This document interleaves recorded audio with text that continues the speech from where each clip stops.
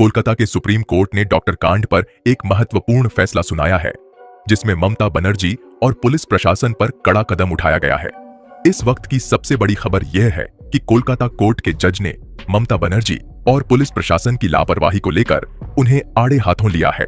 उन्होंने ममता बनर्जी की सरकार को कटघरे में खड़ा करते हुए पुलिस प्रशासन को जमकर फटकार लगाई है। पीड़िता के माता पिता ने देशवासियों से अपील की है कि वे उनकी डॉक्टर बेटी को न्याय दिलाने के लिए उनके साथ खड़े रहे। अगर आप भी पीड़िता के माता पिता के समर्थन में हैं, तो इस वीडियो को लाइक करें और कमेंट में लिखें कि आप भी न्याय की इस लड़ाई में उनके साथ हैं।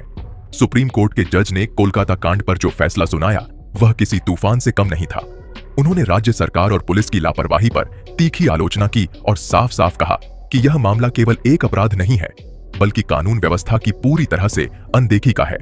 जज ने ममता बनर्जी की सरकार को यह कहते हुए कटघरे में खड़ा किया कि राज्य का कर्तव्य है कि वह अपने नागरिकों की सुरक्षा सुनिश्चित करे, लेकिन इस मामले में सरकार पूरी तरह से विफल रही है। इसके साथ ही जज ने सीबीआई को भी सख्त निर्देश दिए कि जांच में कोई भी लापरवाही न होनी चाहिए और दोषियों को हर हाल में सजा दी जाएगी, चाहे वे कितने भी ताकतवर क्यों न हों।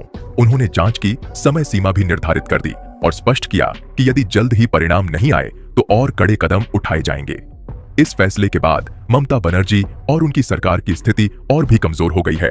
अब उन्हें हर कदम सोच समझकर उठाना होगा, क्योंकि जनता का आक्रोश और अदालत की सख्ती दोनों ही उनके सिर पर तलवार की तरह लटके हुए हैं। जज के इस फैसले ने स्पष्ट कर दिया है कि अब कोई बहाना या समझौता नहीं चलेगा। हर हाल में जल्द से जल्द इंसाफ होना चाहिए। यह फैसला एक सख्त संदेश है कि कानून से ऊपर कोई नहीं है और जो भी कानून का उल्लंघन करेगा उसे इसके परिणाम भुगतने होंगे। पिछली सुनवाई के दौरान कोर्ट ने पश्चिम बंगाल सरकार और सीबीआई से इस केस में की गई कार्रवाई पर जवाब मांगा था। अब 1 महीना बीत चुका है, लेकिन इंसाफ की लड़ाई अब भी जारी है। पीड़ित परिवार और उनके दोस्तों का दर्द समझा जा सकता है, जो हर दिन कोर्ट के फैसले का इंतजार कर रहे हैं। केस की गंभीरता को देखते हुए सुप्रीम कोर्ट जल्द ही एक बड़ा फैसला सुना सकता है, जो इस मामले को नई दिशा दे सकता है। इस फैसले ने ममता बनर्जी की सरकार की नींद उड़ा दी है। जो लोग यह सोच रहे थे कि समय के साथ यह मामला ठंडा पड़ जाएगा, उनके लिए यह एक बड़ा झटका है। जज ने जिस तरह से अदालत में राज्य सरकार की खिंचाई की, वह देखने लायक था। उन्होंने साफ कहा कि यह मामला सिर्फ एक हत्या या बलात्कार का नहीं है, बल्कि यह दर्शाता है कि सिस्टम में कितनी बड़ी खामियां हैं। जज ने कहा कि एक युवा डॉक्टर जिसने अपनी जिंदगी लोगों की सेवा के लिए समर्पित कर दी थी, इस तरह की बर्बरता का शिकार हो गई और सरकार इसे रोकने में नाकाम रही। इसके अलावा जज ने यह भी कहा कि अब समय आ गया है कि सरकार केवल बयानबाजी न करे, बल्कि धरातल पर काम करे। उन्होंने स्पष्ट किया कि इस मामले की हर कार्रवाई की निगरानी की जाएगी और जो भी जांच को कमजोर करने की कोशिश करेगा, उसके खिलाफ कड़ी कार्रवाई की जाएगी। इस फैसले के बाद से विपक्ष ने ममता बनर्जी पर और भी जोरदार हमले शुरू कर दिए हैं और हर तरफ से उनकी सरकार पर दबाव बढ़ता जा रहा है। ममता बनर्जी के सामने अब सबसे बड़ी चुनौती ये है कि वे इस गुस्से को कैसे शांत करें और इस मामले में जल्द से जल्द इंसाफ दिलाएं, क्योंकि अगर ऐसा नहीं हुआ तो आने वाले चुनावों में यह मुद्दा उनकी राजनीतिक सेहत पर भारी पड़ सकता है। कुल मिलाकर इस फैसले ने कोलकाता से लेकर दिल्ली तक हलचल मचा दी है। ममता बनर्जी को अब हर कदम बहुत सोच समझकर उठाना होगा, क्योंकि जरा सी भी गलती उनकी सरकार के लिए बड़ी मुसीबत खड़ी कर सकती है। इस केस के फैसले के बाद कोलकाता में एक तरह से राजनीतिक भूचाल आ गया है। पहले से ही नाराज जनता का गुस्सा अब और भड़क गया है और कोर्ट के फैसले ने उस आग में घी डालने का काम किया है। सुप्रीम कोर्ट के जज ने अपने फैसले में इस बात पर जोर दिया कि ऐसे मामलों में देरी न हो, ताकि दोषियों को जल्द से जल्द सजा मिल सके। उन्होंने कहा कि कानून का डर तभी संभव है जब न्याय में देरी न हो। इस केस को लेकर जनता भी अब और मुखर हो गई है। जगह जगह प्रदर्शन हो रहे हैं और लोग सरकार से जवाब मांग रहे हैं कि आखिर कब तक ऐसी घटनाएं होती रहेंगी। खासकर महिलाएं और युवा इस मामले को लेकर बेहद संवेदनशील हो गए हैं। वे सड़कों पर उतरकर अपनी नाराजगी व्यक्त कर रहे हैं और न्याय की मांग कर रहे हैं। ममता बनर्जी की पार्टी के अंदर भी खलबली मची हुई है और कई नेता अब सोच में पड़ गए हैं कि आने वाले दिनों में जनता का सामना कैसे करेंगे। विपक्ष इस मुद्दे को हर मंच पर उठा रहा है और ममता सरकार की हर गलती को भुनाने की कोशिश कर रहा है। उधर सीबीआई पर भी दबाव बढ़ गया है। जज के सख्त निर्देशों के बाद अब उन्हें हर कदम सोच समझकर उठाना पड़ेगा। अगर इस केस में कोई भी लापरवाही होती है तो सीबीआई की साख पर भी सवाल खड़े हो सकते हैं। इस पूरे घटनाक्रम ने ममता बनर्जी को एक कठिन दौर में डाल दिया है। उनकी राजनीति और नेतृत्व क्षमता इस वक्त कड़ी परीक्षा से गुजर रही है। अब ममता बनर्जी को न केवल इस केस में न्याय सुनिश्चित करने के लिए तत्पर रहना होगा, बल्कि अपनी सरकार की साख को बचाने के लिए भी कुछ बड़े और कड़े फैसले लेने होंगे। यह मामला अभी और भी गरमाने वाला है। जैसे जैसे जांच आगे बढ़ेगी और नए तथ्य सामने आएंगे, सियासी माहौल और भी गर्म होता जाएगा। इस केस ने ममता बनर्जी की सरकार को गंभीर मुश्किल में डाल दिया है। जब इस तरह की घटना होती है तो सबसे पहले सरकार की कानून व्यवस्था पर सवाल उठते हैं, और इस बार भी ऐसा ही हुआ है। ममता बनर्जी की सरकार पहले से ही कई मुद्दों पर विपक्ष के निशाने पर थी, और अब इस केस ने आग में घी डालने का काम किया है। विपक्ष लगातार ममता बनर्जी पर हमले कर रहा है, यह आरोप लगाते हुए कि उनकी सरकार महिलाओं की सुरक्षा सुनिश्चित करने में नाकाम साबित हो रही है। अब मामला सिर्फ विपक्ष तक सीमित नहीं है, आम जनता का गुस्सा भी ममता बनर्जी के खिलाफ बढ़ता जा रहा है। लोग सड़कों पर उतर आए हैं और सोशल मीडिया पर भी जमकर विरोध हो रहा है। ममता दीदी पर आरोप है कि उनकी सरकार ने इस मामले को सही तरीके से नहीं संभाला, जिसके चलते हालात और बिगड़ते चले गए। इतना ही नहीं, जब मामला सुप्रीम कोर्ट पहुंचा तो कोर्ट ने भी राज्य सरकार से जवाब तलब किया कि इतनी बड़ी घटना कैसे हो गई। कोर्ट के आदेश पर राज्य सरकार को स्टेटस रिपोर्ट पेश करना पड़ा, जो ममता सरकार के लिए एक बड़ी चुनौती बन गया, क्योंकि इसमें सरकार को अपनी जिम्मेदारियों का पूरा हिसाब देना पड़ा। इसलिए कुल मिलाकर यह मामला ममता बनर्जी के लिए एक बड़ी राजनीतिक मुश्किल बन गया है। अगर इस केस में समय पर इंसाफ नहीं मिलता है तो ममता दीदी की राजनीतिक स्थिति और भी कमजोर हो सकती है। जनता का गुस्सा और विपक्ष का हमला दोनों ने मिलकर ममता बनर्जी को बुरी तरह से घेर लिया है।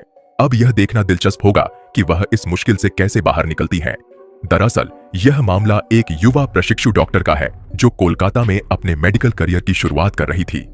उसकी जिंदगी में आगे बढ़ने के सपने थे, लेकिन वह सपना बर्बरता के साए में तबाह हो गया। लोगों ने पश्चिम बंगाल सरकार से यह सवाल किया है कि ऐसी घटना आखिर कैसे हो सकती है, और कानून व्यवस्था पर गंभीर सवाल उठाए गए हैं। इस मामले की जांच शुरू में लोकल पुलिस ने की थी, लेकिन जैसे जैसे मामला आगे बढ़ता गया, लोगों का पुलिस पर से भरोसा कम होने लगा। इसी के चलते कोर्ट ने सीबीआई को इस मामले की जांच की जिम्मेदारी सौंपी। अब सीबीआई इस केस की तह तक पहुंचने की कोशिश कर रही है। सुप्रीम कोर्ट भी इस पूरे मामले पर नजर बनाए हुए है, और आज भी कोर्ट ने राज्य सरकार और सीबीआई से रिपोर्ट तलब की थी। दोनों पक्षों ने कोर्ट को जांच की प्रगति के बारे में जानकारी दी है। अब देखना यह है कि आगे क्या होता है। क्या दोषियों को जल्द पकड़ा जाएगा या फिर परिवार को और इंतजार करना पड़ेगा। इस बीच एक बड़ी खबर सामने आ रही है। कोलकाता रेप मामले में मुख्यमंत्री ममता बनर्जी के असंवेदनशील बयान ने पीड़िता के पिता को भड़का दिया है। ममता बनर्जी ने कहा था, 1 महीना हो गया है, अब लोग पूजा पर लौटें। इस पर पीड़िता के पिता ने कड़ी प्रतिक्रिया दी और कहा, हमने अपनी बेटी खोई है, हमें त्योहारों से कोई मतलब नहीं है। कोलकाता रेप मामले में ममता बनर्जी के इस बयान को लेकर बड़ी अपडेट आ रही है। ममता बनर्जी ने अपनी सरकार के खिलाफ विरोध प्रदर्शन को देखते हुए यह बयान दिया, जो बेहद असंवेदनशील प्रतीत हो रहा है। जब सुप्रीम कोर्ट, हाई कोर्ट और पूरे देश से ममता बनर्जी की आलोचना हो रही थी, तो उन्होंने कहा, पूजा पर लौटो। दुर्गा पूजा के उत्सव के मद्देनजर ममता बनर्जी शायद यह सोच रही थीं कि पूजा के उत्सव का जिक्र करके उनकी बदनामी कम हो जाएगी। उनका बयान यह दिखाता है कि ममता बनर्जी एक महिला मुख्यमंत्री होने के बावजूद रेप पीड़िता को न्याय दिलाने की बात तो दूर, उनके बारे में बात करने को भी तैयार नहीं है। पीड़िता के पिता का कहना है, हमने अपनी बेटी खोई है। वह भी एक बेटी थी, पश्चिम बंगाल की बेटी, और उसके साथ जो जघन्य अपराध हुआ, उसके लिए मैं चाहती हूं कि उसे जल्द से जल्द न्याय मिले। दरअसल ममता बनर्जी ने पीड़िता के माता पिता से कहा कि उनकी उनसे कोई ऐसी बात नहीं हुई है और उन्हें बदनाम किया जा रहा है। ममता बनर्जी को सोचना चाहिए कि उन्हें कब और क्या बोलना है। दर्शकों, आपको बता दें कि पीड़िता के माता पिता ने कहा, हमने अपनी बेटी को खो दिया है, हमें त्योहारों से क्या मतलब है। सीएम साहिबा कह रही हैं कि त्योहारों पर लौटें। अगर उनके परिवार में ऐसा होता तो क्या वह यह बात कहने की हिम्मत करती। पीड़िता के पिता ने ममता बनर्जी से बड़ा सवाल पूछा है। इस ट्रेनी डॉक्टर की हत्या, जो एक जघन्य अपराध था, को लेकर कई मार्मिक वीडियो सामने आ रहे हैं, जिन्हें देखकर किसी का भी दिल दुख से भर सकता है। पश्चिम बंगाल की वर्तमान स्थिति को देखकर पीड़िता के माता पिता का कहना है, हमने अपनी बेटी के साथ दुर्गा पूजा मनाई थी, लेकिन अब हम कोई त्योहार नहीं मनाएंगे। ममता बनर्जी का बयान असंवेदनशील था और यह काफी था। उन्हें इतनी आलोचना मिलने के लिए, यह दर्शाने के लिए कि ममता बनर्जी को कोई होश नहीं है कि पश्चिम बंगाल में किस तरह से उनकी स्थिति खराब हो चुकी है और पूरे देश में उनकी बदनामी हो रही है। आइए आपको बताते हैं कि पीड़िता के पिता ने ममता बनर्जी के विरोध में क्या बड़ा बयान दिया है। उन्होंने कहा कि जब घटना के 3 दिन बाद पुलिस का एक अधिकारी उनके पास आया तो उसने कहा कि हमने संजय राय को गिरफ्तार कर लिया है। सब काम खत्म हो गया है और हम इसे फास्ट ट्रैक कोर्ट में ले जाकर सजा दिला देंगे। लेकिन पीड़िता के पिता का कहना है कि उनकी बेटी के साथ जो घटना हुई वह सिर्फ एक आदमी का काम नहीं था, इसमें डिपार्टमेंट के लोग भी शामिल हैं। उन्होंने यह भी कहा कि इस साल कोई दुर्गा पूजा नहीं करेगा और अगर करेगा भी तो पूरे मन से नहीं। उनके मन में सिर्फ उनकी बेटी का विचार रहेगा। उनकी बेटी अब पश्चिम बंगाल और पूरे देश की बेटी बन गई है। उन्होंने आरोप लगाया कि ममता बनर्जी की सरकार ने इस मामले को ठीक से नहीं संभाला। जब उनकी बेटी की मौत हुई तो सरकार ने सिर्फ श्मशान का खर्च माफ किया, जो उनके लिए अपमानजनक था। पीड़िता के पिता का बयान यह बताता है कि उन्हें सरकार के रवैये से गहरा दुख पहुंचा है। उन्होंने कहा कि ममता बनर्जी जैसी महिला मुख्यमंत्री से ऐसी असंवेदनशीलता की उम्मीद नहीं थी। उन्होंने यह भी सवाल उठाया कि अगर यह घटना मुख्यमंत्री के परिवार में होती तो क्या वे ऐसी बातें कह पाती। यहाँ आपने देखा कि कैसे पीड़िता के पिता ने ममता बनर्जी के बयान की आलोचना की है और सरकार की कार्रवाई पर सवाल खड़े किए हैं। त्योहारों से हमें क्या लेना देना, हम तो अपनी बेटी के साथ त्योहार मनाते थे, अब हमें किसी बात का कोई मतलब नहीं है, कहते हुए पीड़िता के पिता ने न्याय की मांग की। इस मामले में अभी तक न्याय नहीं मिला और ममता बनर्जी का कहना है कि अब दुर्गा पूजा का समय है, सभी डॉक्टर अपने काम पर लौटें।